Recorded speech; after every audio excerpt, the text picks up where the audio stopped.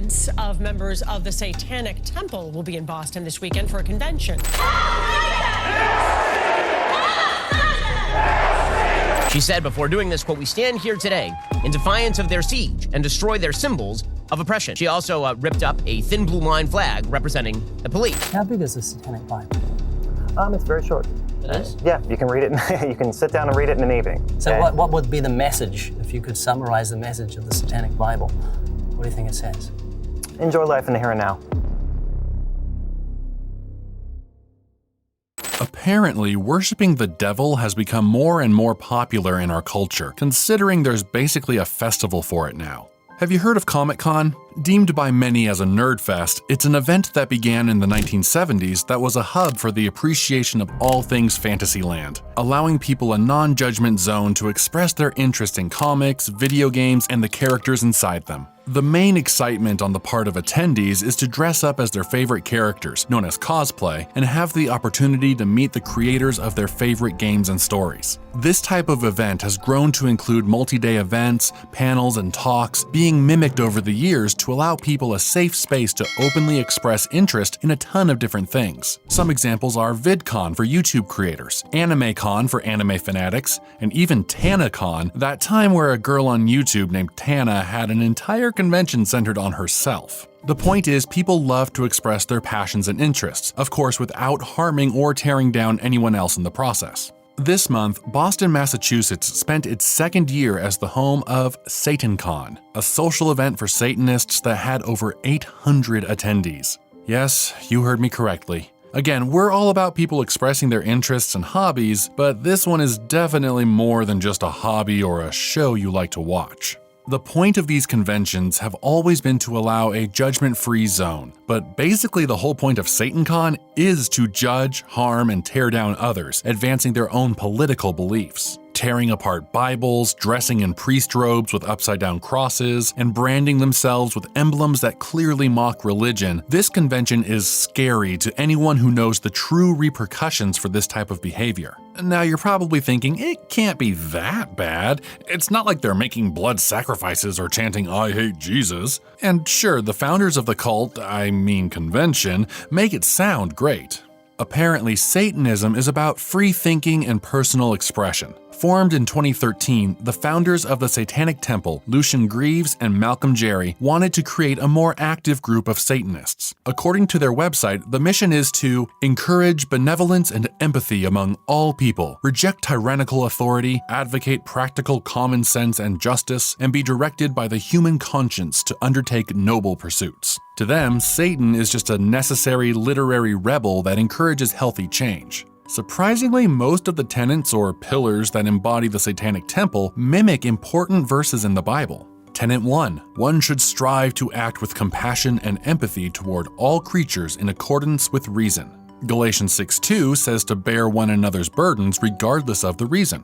Tenet 2. The struggle for justice is an ongoing and necessary pursuit that should prevail over laws and institutions. Isaiah 61:8 says, "For I, the Lord, love justice. I hate robbery for burnt offering. I will direct their work in truth, and will make with them an everlasting covenant." Tenet 6. People are fallible. If one makes a mistake, one should do one's best to rectify it and resolve any harm that might have been caused.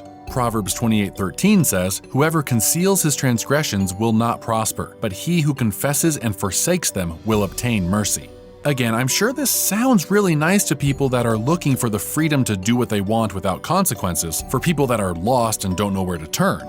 But this temple is more than just a group of people that are encouraging free will and good nature. Otherwise, why not just follow the Bible? So what happens at SatanCon that sets off alarm bells, besides the name of course? For a group that doesn't really focus on religion or Satan, simply using it as a shocking name, the program of the event is definitely centered on religion. Here are a few of the panels and presentations that took place. Sins of the Flesh, Satanism and Self-Pleasure.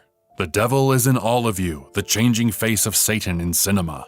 Probably the most alarming and telling part of the whole event was the opening ceremony. It featured a minister of Satan and a female leader of the group giving a motivational talk about the purpose of the event. They denounced the police, tearing a flag in half that was in support of the police. Worse than this, the leader tore pages out of the Bible while chanting "Hail Satan" amongst the crowd of cheering attendees. If this is free thinking, I think we need a new definition of the word. Obviously, this group has an agenda, so what is it? This group claims not to worship the devil, that they are against the formation of strict religion. If that's so, why is there a section on their website that helps people become ordained as ministers of Satan? Of course, this is by invite only, and their sole purpose is to deepen the connection between members of the Satanism community. In fact, you can become a minister of Satan if you want. All you have to do is become a member of the Satanic Temple and take a course for $100, where you'll learn all about witch hunts, the life of Satan, and his influence on the world. Again, this doesn't sound too much like free thinking to me.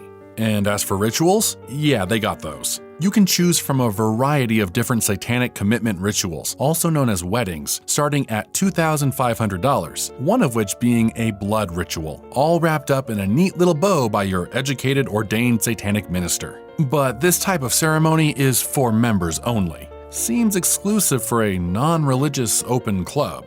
Well, maybe anyone can join. Wrong again. The members of the Satanic Temple are held to the following rules. Dedicated to the tenets of the temple, subject to termination of membership for any behavior that doesn't align with their beliefs, accepting the fact that their membership does not allow them to be spokespeople for the group. In addition, they can purchase an official membership card for $35. Again, seems pretty exclusive for an open, judgment-free zone. And for your mental security, these things aren't just rumors. This information all comes from the Satanic Temple official website. Is this downright scary? Yes.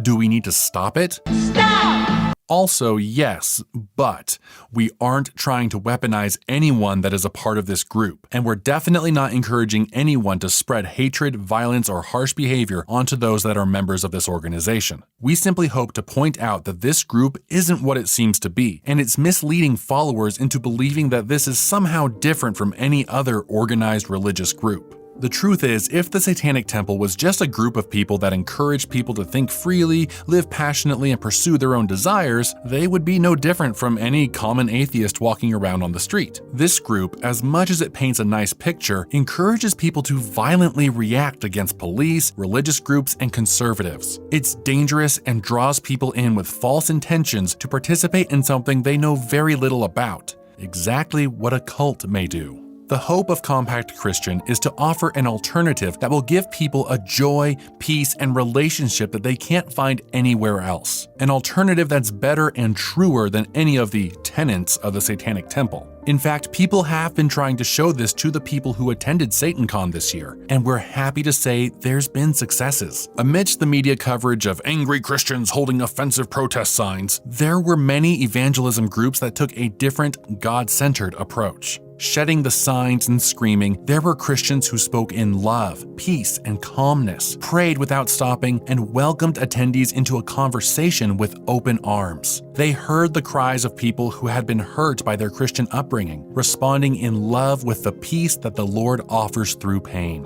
And I know there were a lot of protesters, at this event at SatanCon, but there were actually people there who were being ministered to, and nearly 100 people became Christians. Apparently, take us through this. In response to SatanCon, a lot of those groups rallied together and they mobilized over 250 evangelists to hit the streets in 8 different sections around this SatanCon gathering. And they prayed for hundreds of people. They were ministering and worshiping, and almost 100 people gave their life to Jesus, confessed him as Lord.